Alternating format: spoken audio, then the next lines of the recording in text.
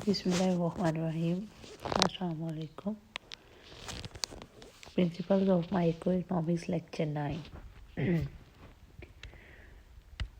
We are going to start income elasticity of demand.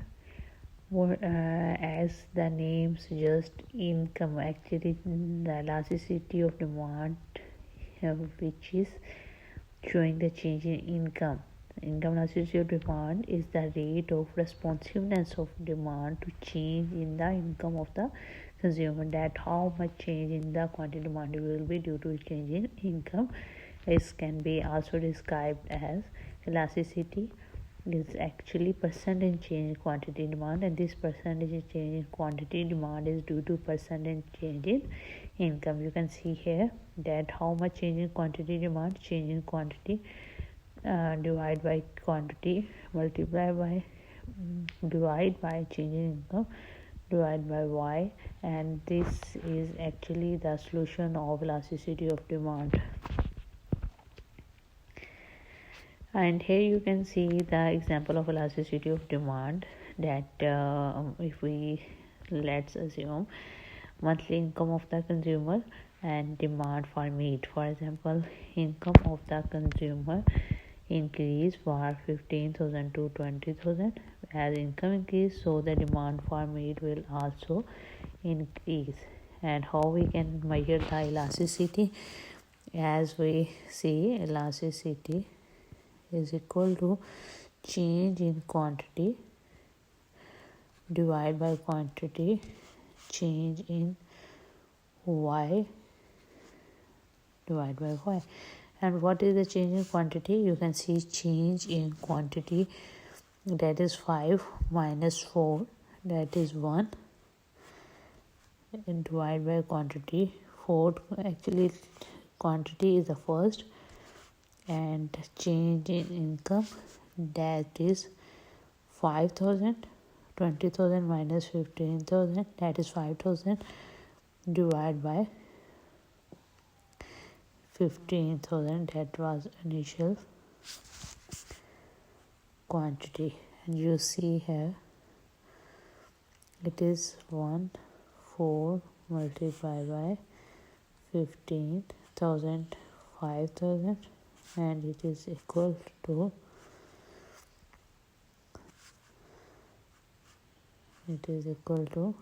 3 divided by 4. It is actually presenting the elasticity of demand. You can write the formula like this. This is the derivation of elasticity of demand under the impact of income. When income increase, you can see here, when income increase, demand for meat also increase. And how much increase in income?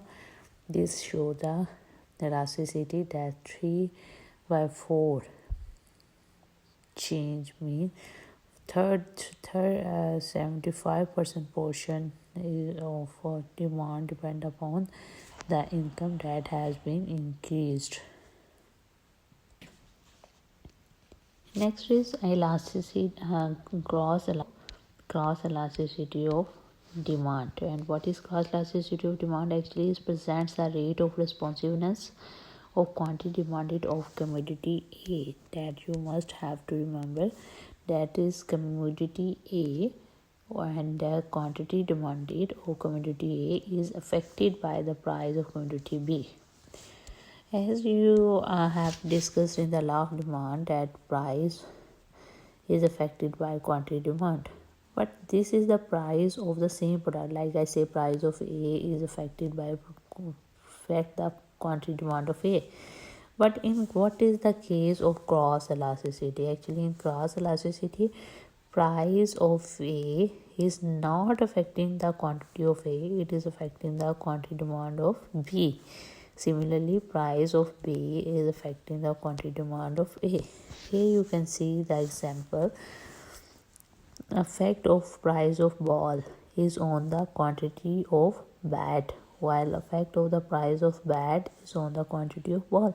Mean price of one thing is affecting the quantity of another thing. And how this elasticity can be measured?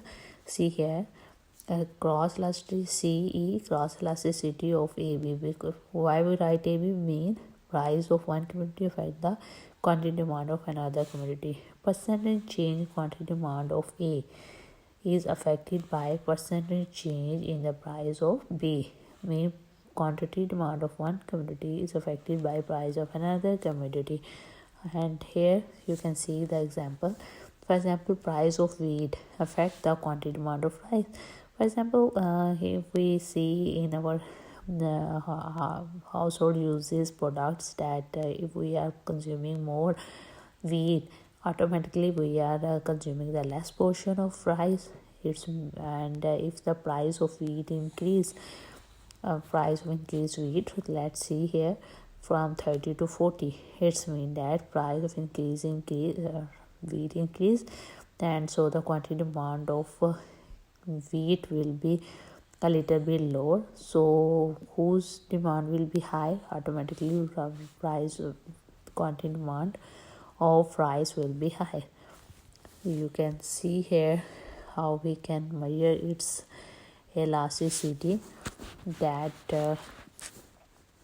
from price of wheat from 30 to 40, and you can see here cross elasticity can be measured change in quantity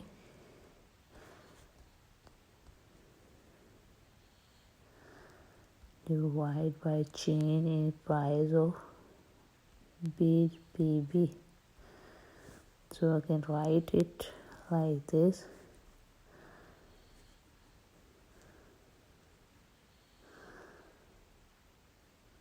Change in quantity is actually 200 divided by first quantity,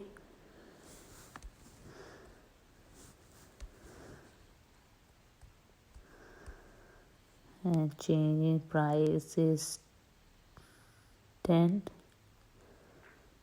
divided by 30, and so it is 3 divided by 5. And this is presenting the cross elasticity. Here are some points of practical importance related to the elasticity of demand. You can see first, taxes on the commodities. Actually, in the reality, we see government will actually increase the taxes of the commodities which are inelastic. Why government will increase on the taxes? Because when government increase taxes on it, its demand is not going to be as much going to decrease, so the revenue generation on such a commodity will be high. The government will earn more revenues on inelastic demanded commodities.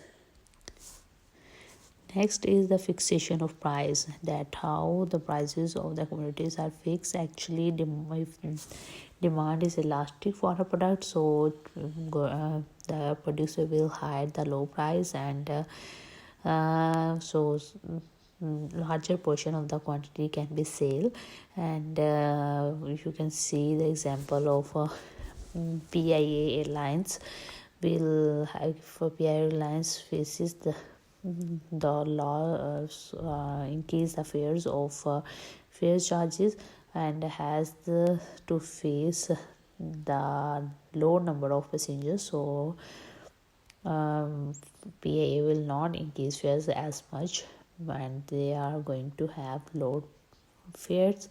Similarly, the producers behaving like this to fix the prices according to the elasticity of the demand. And what is the price discrimination?